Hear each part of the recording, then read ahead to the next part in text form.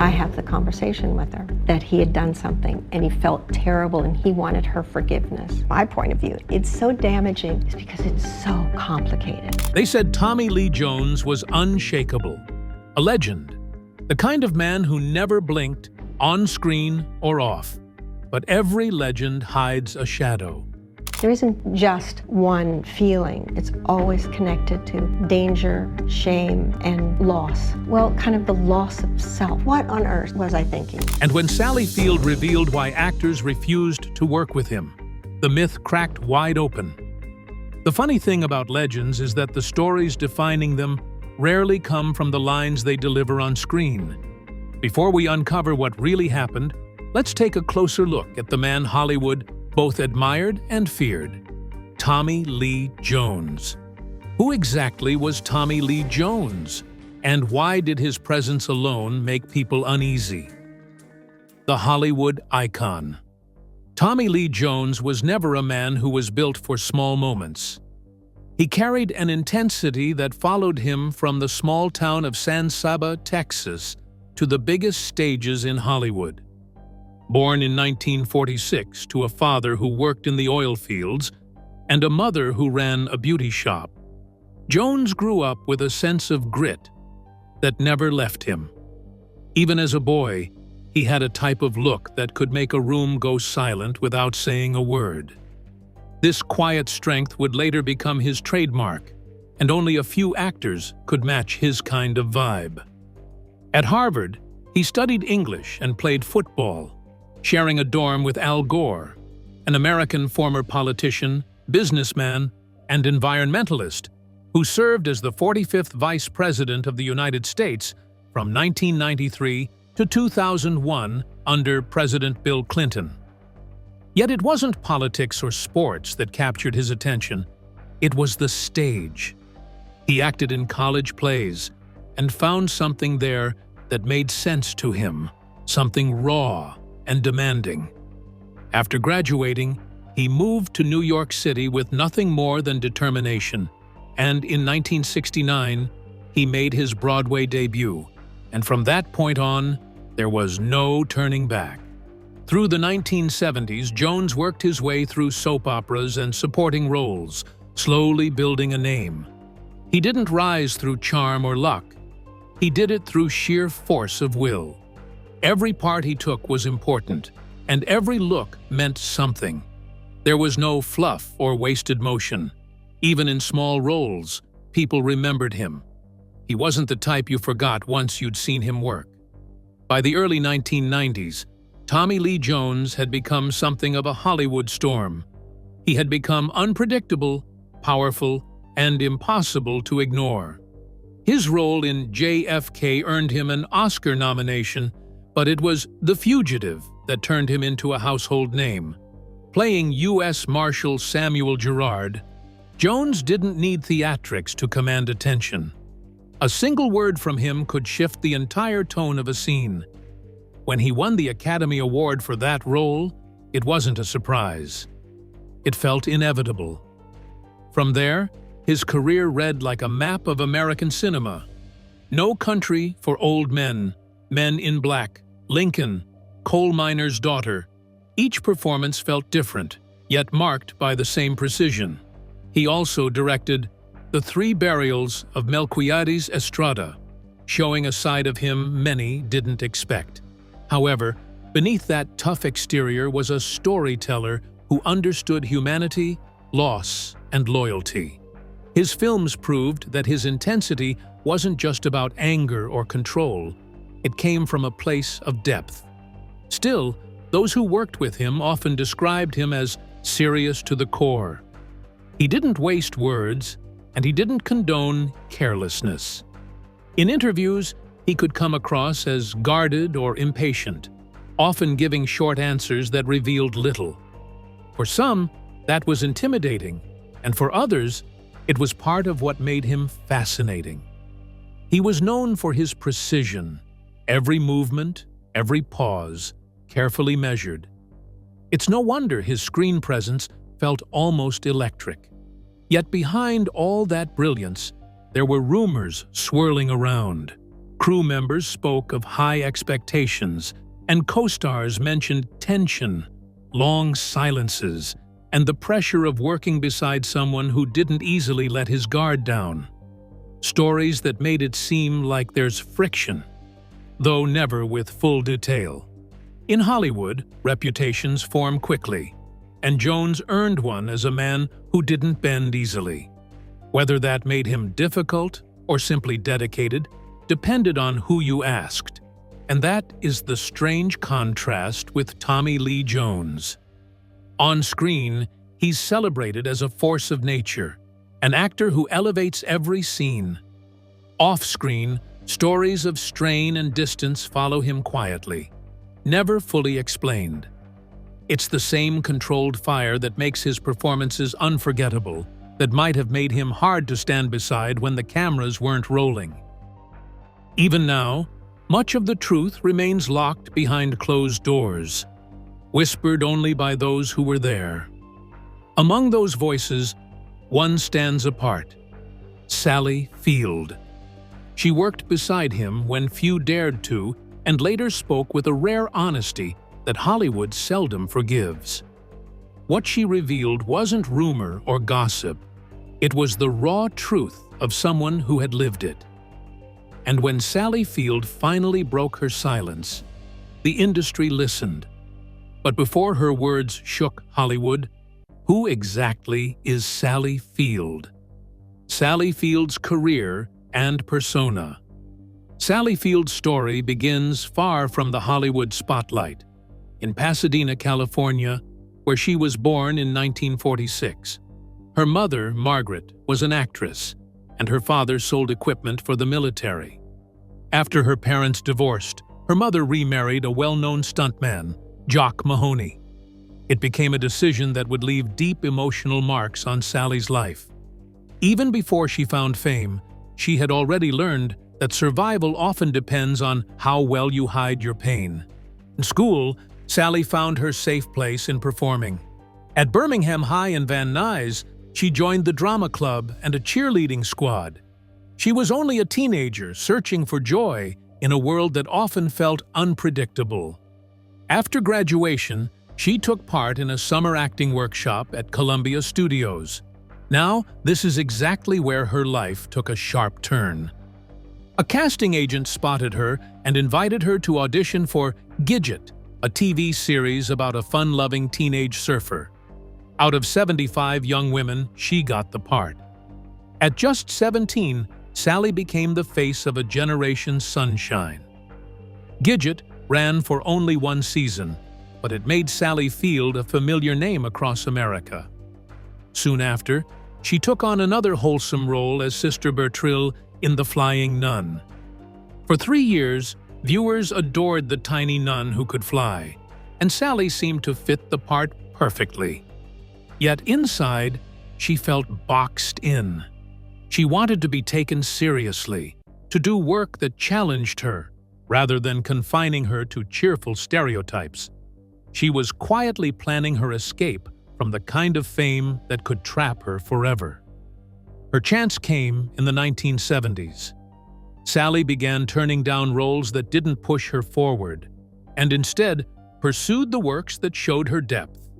Finally, the breakthrough came with Sybil in 1976, where she played a woman struggling with multiple personalities.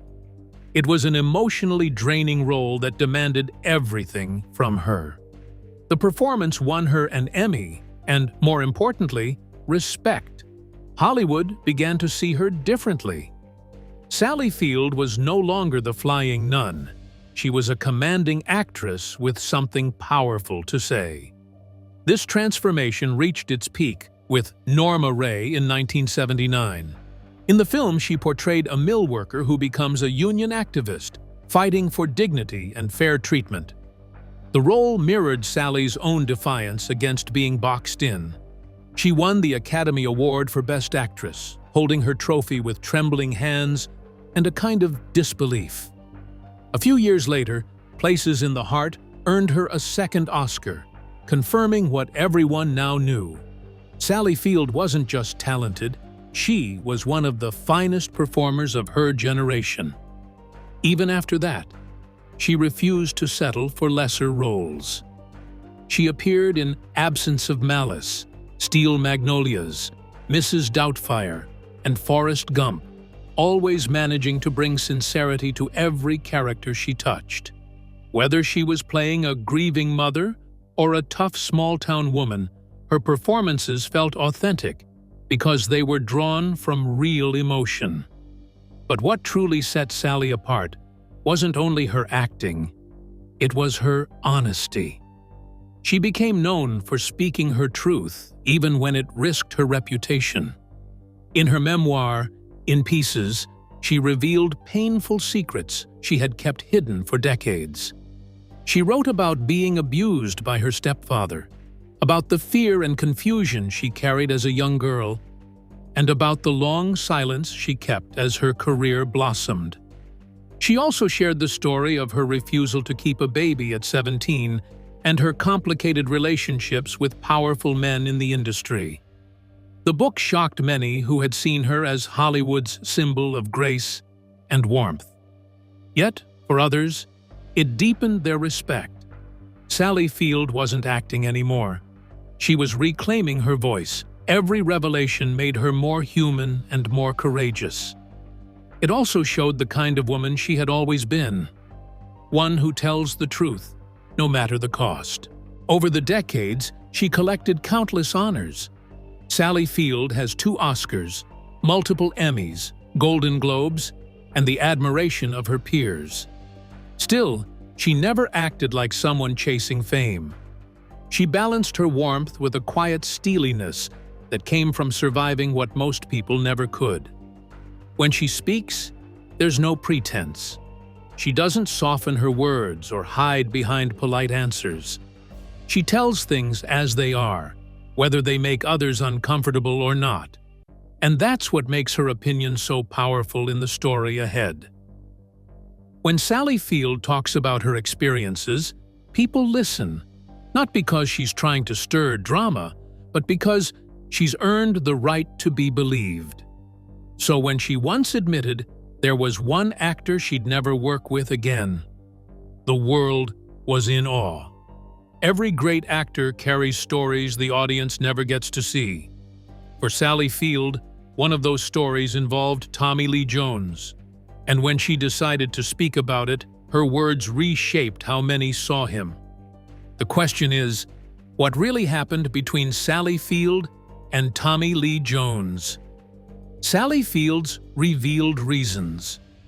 The story of why some actors refused to work with Tommy Lee Jones doesn't begin in a studio boardroom or a Hollywood backlot.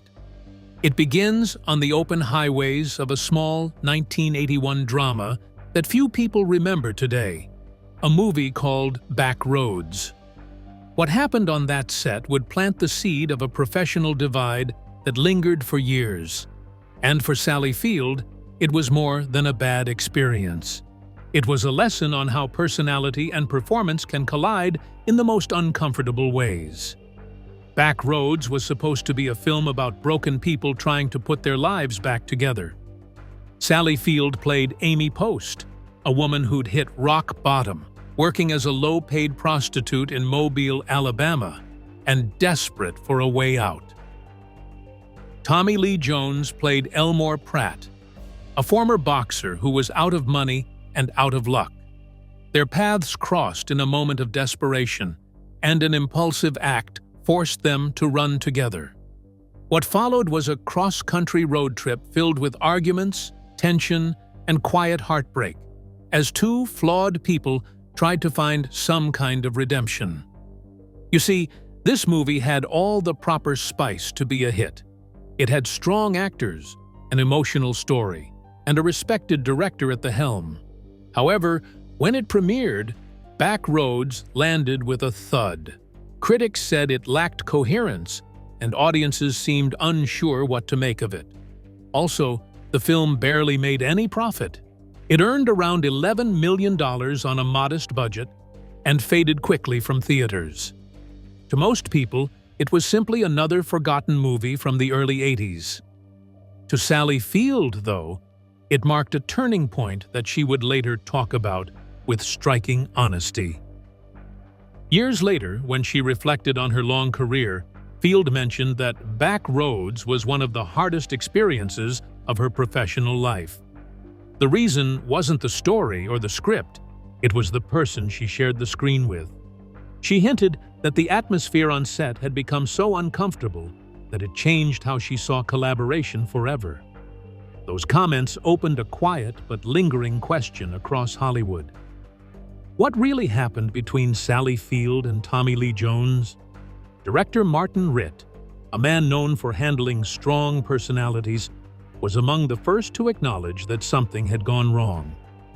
Born in 1914, Ritt wasn't just any filmmaker. He built his reputation on socially conscious films that dealt with real people facing moral struggles. His name was pretty well known in Hollywood, especially after the success of HUD, Sounder, and Norma Ray, the last of which had earned Sally Field an Academy Award. He was the kind of director who could bring emotional truth out of even the most guarded actor, and he had a long history of helping performers deliver some of their best work. That's why his comments about Back Roads stood out. Ritt openly admitted that Field and Jones did not get along and work well together, and that this lack of harmony had damaged the film. For a director who prided himself on bridging differences and uniting his cast, that statement was a lot. It felt like the issue wasn't small or exaggerated. It was visible to everyone on set. The man who once guided Field to an Oscar-winning performance now found himself unable to get two talented stars to see eye to eye. On set, sources and retrospective accounts recall long silences, disagreements over scene direction, and friction in tone. Some crew members later commented that the chemistry between the two stars never settled. Their energy remained off balance. In one retrospective note, IMDb's page on Back Roads includes a mention. Field and Jones disliked one another intensely during filming. Whether that dislike was rooted in personal animus or artistic clash is open to interpretation, but the impact is clear. While no shouting matches made the tabloids, the cold distance between the two actors became impossible to ignore. The chemistry that should have driven the story turned brittle, and the tension flowed into the film itself. After the movie's release, Ritt's disappointment lingered. He believed the story had promise, yet it never reached its emotional core, largely because the leads couldn't connect. For Sally Field, who had always valued truth and collaboration, that experience stood in sharp contrast to the supportive atmosphere she'd once shared with director Ritt on Norma Ray.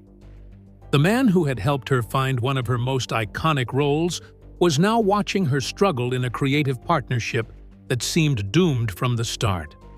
The disappointment was mutual, and for Sally, it was enough to walk away for decades.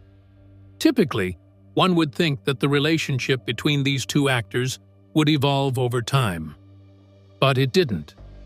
While some stories fade with time, others linger, retold in fragments until they start to look like myth. And as Sally Field would later make clear, the reasons behind her decision to never work with Jones again were rooted not in rumor, but in memory. For years, it seemed like that chapter in both their lives was closed for good. But then, without warning, the story between Sally Field and Tommy Lee Jones took a turn no one saw coming. An apology years later. They say time doesn't always heal wounds, but sometimes it just changes how we look at them. Decades after Back Roads, Sally Field sat on The Ellen DeGeneres Show in 2013 and shared something few expected to hear. She told Ellen that she had once run into Tommy Lee Jones at an event, and in that unexpected moment, he walked up to her and apologized for how things had gone between them during the making of Back Roads. His apology wasn't a grand speech or a headline moment. It just felt overdue. What made that story even more interesting was that their paths had already crossed again before that apology. In 2012, both had worked together on Lincoln, Steven Spielberg's powerful historical drama. In that film, Sally Field played Mary Todd Lincoln, while Tommy Lee Jones took on the role of Thaddeus Stevens, a fiery congressman who helped lead the fight to end slavery. Seeing their names together again after all those years was something few had expected. Their reunion in Lincoln wasn't promoted as a reunion story per se, and it didn't need to be. The film was focused on history and politics, not past conflicts. Still, there was something quietly poetic about seeing the two of them share the same cinematic space again. This time, they worked together with calm professionalism, as if time had smoothed over some of the sharper edges that once made collaboration impossible. On her own end, Sally Field didn't dramatize the apology when she told the story. She said it plainly, almost as if she didn't want to make too much of it. Yet, that simplicity gave it power. After years of silence, after stories of tension and stubbornness, the image of Tommy Lee Jones taking that step toward her was something audiences didn't expect. It showed that even the toughest people have moments where they look back and make peace with their past. It also raised questions. Had the years changed both of them? Had age, success, and perspective softened what was once an unbridgeable divide? Or was the apology simply a polite acknowledgement of an old storm? Something said for closure, not reconciliation. In Hollywood, apologies are rare. Ego often runs deeper than regret, and few people admit when they were wrong. That's what made this moment feel different. What remains unclear is whether that moment changed how others in the industry saw Jones, or if it simply closed a chapter that had been open for far too long. Still, the story didn't end there. Sally Field's revelation reshaped the way people remembered their feud. Suddenly, it wasn't just a story about conflict, it was one about time, growth, and the small ways people find peace. The apology didn't erase the past, but it did reframe it. While that apology seemed to close one chapter, it quietly opened another. Because when other actors started sharing their experiences, a whole new picture of Tommy began to form. Other actors' accounts. Every industry has its legends, and in Hollywood, one of those stories comes from the set of Batman Forever in 1995, where two of the era's biggest stars collided in a way no one expected. One was Jim Carrey, who was the rising comedy king, and the other, Tommy Lee Jones, was the respected veteran, fresh off an Oscar win for The Fugitive. When the two were cast side by side, audiences imagined sparks of brilliance. What they got instead were sparks of a different kind. Jim Carrey wasn't always someone Tommy Lee Jones would call a co-star he felt at ease with. Carrey, by 1995, was already famous for stretching the limits of comedy. He had taken wild swings with movies like Ace Ventura, alongside with The Mask, and carried an energy on set that few matched. When Batman Forever cast him as the Riddler opposite Jones's Two-Face, many expected fireworks on screen. What they got was tension that spilled over behind closed doors. Carrey has shared this story several times. He said that before a big scene, they ran into each other at a restaurant. Carrey walked over to say hello. According to him, Jones looked drained, almost shaken. Carrey described Jones's face going pale, as though something had been brewing long before that moment. Then, unexpectedly, Jones hugged him, but whispered harsh words. "I hate you. I really don't like you." And then, even more sharply, "I cannot sanction your buffoonery."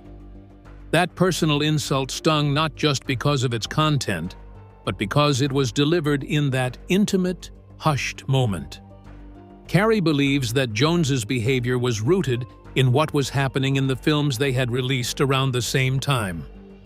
Dumb and Dumber, Carrey's broad, absurd comedy, was performing wildly well when Cobb, the serious biopic starring Jones, faced criticism and underwhelming box office returns.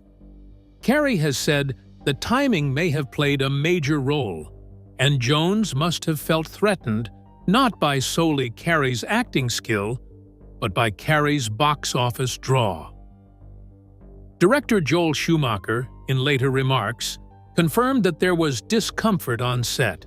He described the beef, saying that Tommy Lee Jones wasn't kind to Jim Carrey, noting that Jones seemed threatened by him. Director Joel also pointed out that Carrey's style, that is his capacity to dominate scenes and his energy, made it difficult to overshadow or steal a scene from him. With this dynamic, Director Joel implied that it may have contributed to Jones's negative attitude. The phrase, "cannot sanction your buffoonery," has stuck in people's minds because it captures something raw. It is a rare moment of openness from Jones, though hurtful from Carrey's perspective. Carrey views the incident not as a bitter feud, but as a moment of realization. He understood how professional jealousy, insecurity, or differing styles could create conflict. He respected Jones, but he didn't anticipate a friendship. What Carrey seemed to expect was courtesy, and when that was missing, it revealed a lot about what tension can look like when strong egos meet in shared space. What's interesting is how the public remembers Batman Forever. Many see it as a stylized, exaggerated comic book movie, full of Riddler jokes and flashy set pieces. People don't often think about what was happening behind the scenes. However, Carrey's account shifts that view. It suggests that what is seen in films is only half the story. The way actors carry themselves off-set, the off-camera moments of awkwardness and even fear of being overshadowed can shape the performance just as much as the script or direction. Over time, Carrey has spoken about Jones with a mix of respect and bewilderment. He says Jones is a phenomenal actor. He also acknowledges that Jones's discomfort might have come from pressure to deliver something serious, to compete with newer stars, or even to measure up in a changing Hollywood.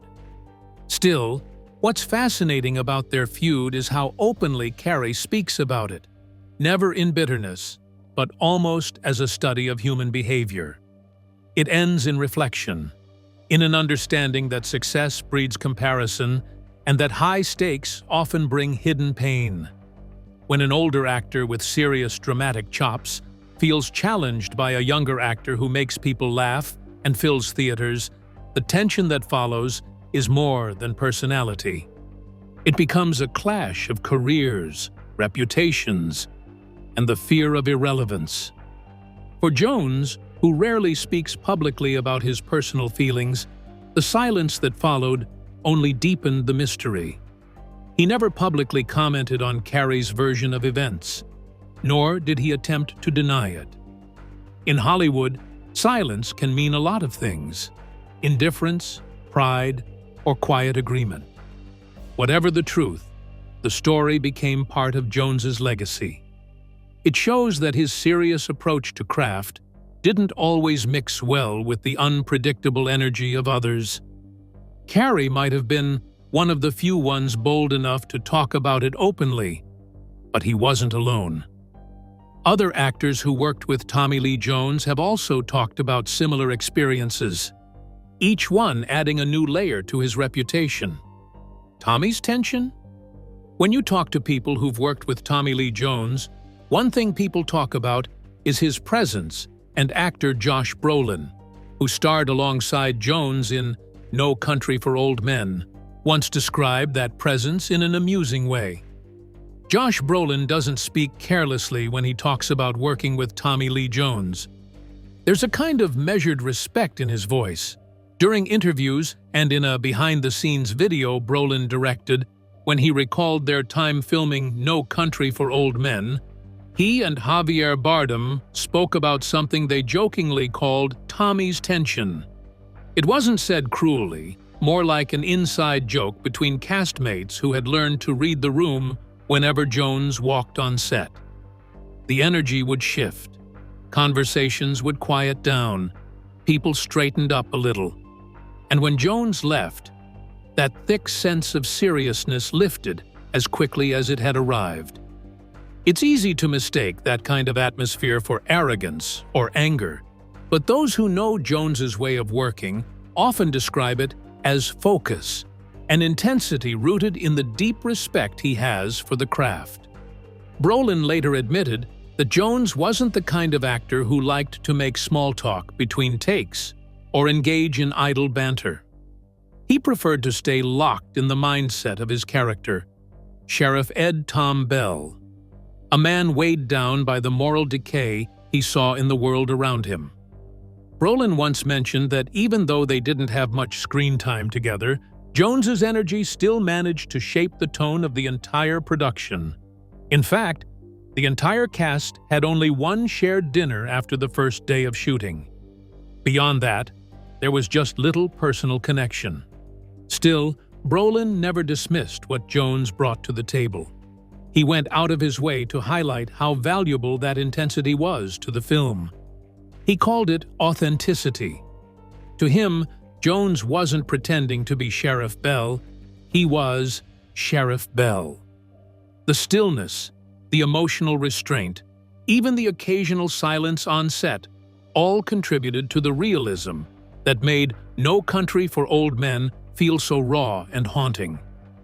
The Coen brothers, who directed the film, were known for their meticulous, understated storytelling style. And in many ways, Jones fit that rhythm perfectly. His measured pace, his controlled delivery, his habit of saying more with a pause than most actors could say in a monologue, all of it aligned with the world the Coens were building. Brolin understood that, even if it meant things felt a little tense now and then. Also, Jones himself downplayed the idea of tension. When asked about it later, he said everyone got along just fine. For him, there was no story beyond professionalism. Yet, those who worked alongside him seemed to recognize something more subtle. His intensity wasn't aimed at anyone, it was aimed at the truth. And for those unaccustomed to that level of focus, it could feel almost uncomfortably heavy. What Brolin's account reveals is a balance most people overlook. Working with someone like that can be intimidating, sure. But as Brolin later suggested, it can also be inspiring. Jones didn't make it easy for everyone, and maybe that's exactly why the performances around him were so sharp. Sometimes, great art comes from a little unease, from the kind of tension that pushes everyone to bring their best. And if Tommy's tension was part of that magic, then maybe the cast of No Country for Old Men wouldn't have wanted it any other way.